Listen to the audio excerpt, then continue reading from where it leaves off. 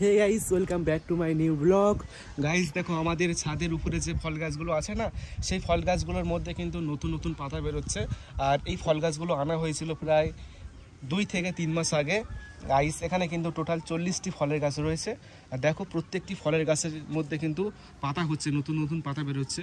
দেখো এখানে যে জামরুল গাছটা আছে, সেই জামরুল গাছের মধ্যে কিন্তু পাতা হচ্ছে, নতুন নতুন পাতা। এখানে যে লেবু গাছ আছে, লেবু গাছেও পাতা হচ্ছে।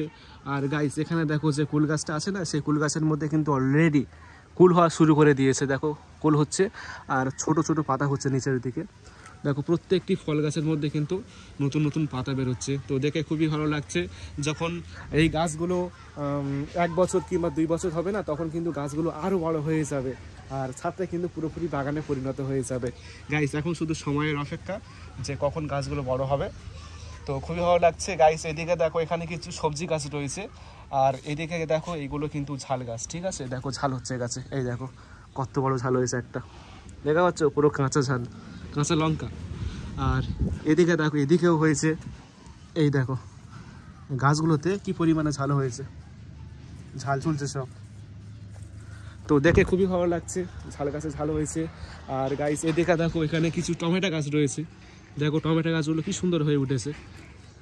টমেটো হলে কিন্তু দেখতে ভালো লাগবে, তাই না? আর গাইস এদিকে দেখো, এদিকে কিছু বেগুন গাছ রয়েছে, আর যে পুঁশা গাছ সেটাও রয়েছে।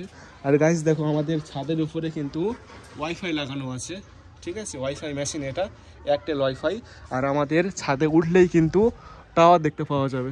ওই যে দূরে টাওয়ার দেখা পাচ্ছ, এই যে টাওয়ার, এটা হলো আমাদের টাওয়ার। বাড়ির ছাদে উঠলেই কিন্তু টাওয়ারটি দেখতে পাওয়া যাচ্ছে। আর টাওয়ারের সামনে কিন্তু ওয়াইফাই মেশিনটি লাগানো আছে, যার ফলে কি হয়, আমাদের ইন্টারনেটের কোনো সমস্যা হয় না। আমাদের এলাকায় কিন্তু 5G ইন্টারনেট চলে। আর ওয়াইফাই লাগানো রয়েছে, আরও বেশি ইন্টারনেট স্পিড আমরা বেশি পাই। গাইস আপনাদের এলাকায় কীরকম ইন্টারনেট স্পিড আপনারা পান, তো অবশ্যই কমেন্ট করে জানাবেন। আর আপনি কোথায় থেকে ভিডিও দেখছেন, তো আপনি অবশ্যই আপনার জায়গার নাম লিখে কমেন্ট করবেন, তাহলে আমি বুঝতে পারবো। গাইস দেখো, এখানে যে শসা গাছগুলো আছে না, শসা গাছগুলোর অবস্থা দেখো গাইস, পুরোপুরি রোদে শুকিয়ে গিয়েছে। আর বিকেল হলেই কিন্তু এই পাতাগুলো কিন্তু আরও সতেজ হয়ে উঠবে। দেখো পুরো নেতিয়ে গিয়েছে। ঠিক আছে, প্রচুর রোদ পড়ছে সেই জন্য আর কি।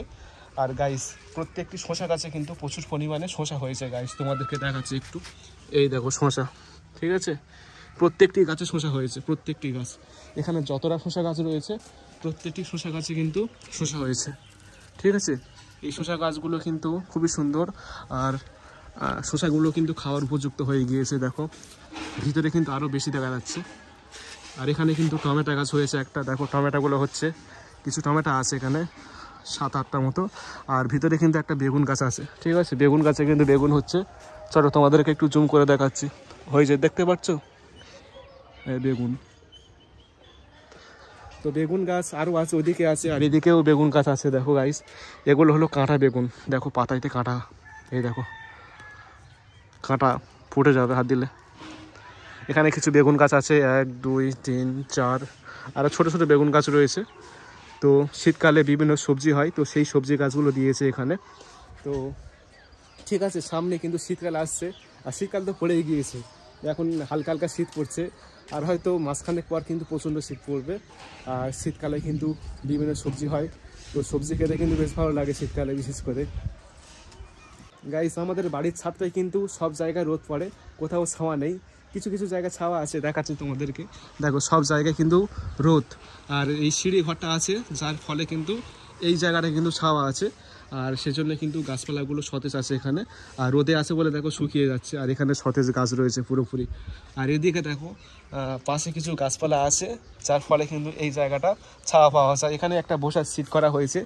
এখানে এত রোদ পড়ছে, এত রোদ পড়ছে, এখানে আমরা বসতেও পারি না। ঠিক আছে, আর এই জায়গাটা কিন্তু সবসময় ছাওয়া থাকে।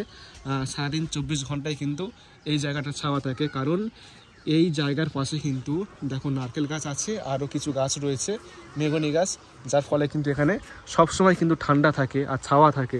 এখানে কিন্তু বসে কিন্তু ভালো আরাম পাওয়া যায়। গাইস আমি যখনই আসি তখন কিন্তু এখানে বসেই থাকি, আর ভালো বাতাস বয় এবং ছাওয়াও থাকে, যার ফলে কিন্তু খুব সুন্দর আরাম পাওয়া যায়। গাইস এই জায়গাটা বসলে ভালো আরাম পাওয়া যায়। কিন্তু এই জায়গাটা বাদ দিয়ে মানে ছাদের পুরো অংশ সব জায়গায় রোদ। গাইস দেখো সব জায়গায় রোদ, কোথাও তুমি বসে আরাম পাবে না, শুধুমাত্র এই জায়গাটা বাদ দিয়ে।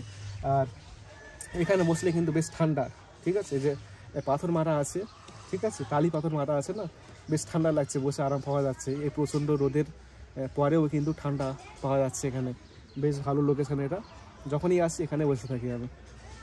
গাইস দুপুরের খাওয়া দাওয়া করতে চলে আসলাম। দেখো আজকে রান্না করেছে চিকেন কষা, আর রয়েছে মাংস তরকার লাউ দিয়ে, তারপর রয়েছে শসা। চলো দুপুরের খাওয়া দাওয়া করে নিই। গাইস বিকালের টাইমে ছাদে চলে আসলাম তোমাদেরকে একটা জিনিস দেখাবার জন্য। কি জিনিস দেখবে? চলো দেখাচ্ছি। গাইস দেখুন সূর্য কি সুন্দরভাবে অস্ত যাচ্ছে। বিকালে যখন সূর্য অস্ত যায় তখন কিন্তু আকাশটি অনেক সুন্দর লাগে। দেখুন কি সুন্দর লাগছে সব মিলিয়ে।